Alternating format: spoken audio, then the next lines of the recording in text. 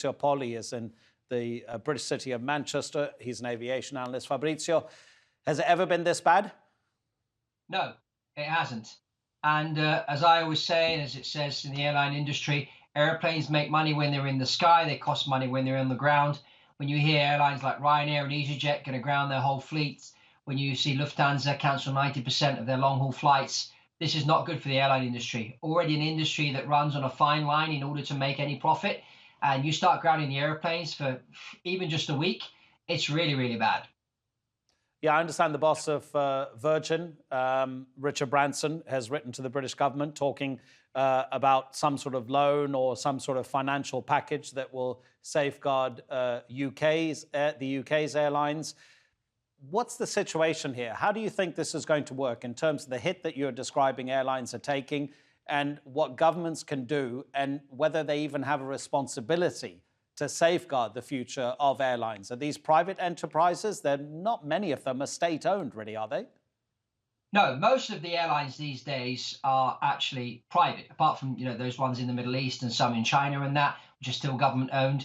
I mean, even AirAsia over in the Far East is now owned by a private entity.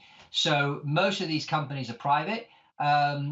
I mean, governments bail them out, help them out. Where's the money going to come from? My question is, yes, we can continue printing money as they do. But, at the end of the day, they're making all this noise over a virus which so far has killed very few people. The reaction that we're getting economically is like this virus is killing millions of people worldwide. It isn't. And so my question is, I mean, all these people now, they're going to be out of work. I mean, SAS, Scandinavian Airlines, are talking about laying off 90% of their employees. How are these people going to make money to put food on the table? Sorry, Fabrizio, just be brief if you don't mind. Do you think some airlines are using the coronavirus as an excuse to slim their operations down? Is that a possibility? Yes, certainly. I mean, a lot of airlines are mismanaged. And so some could sort of blame the coronavirus on the fact that business isn't going too well.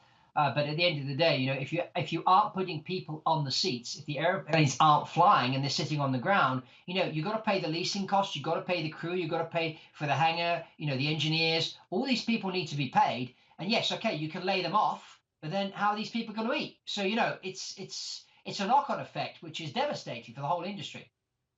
Fabrizio, thank you so much. Fabrizio Poli, aviation analyst in Manchester.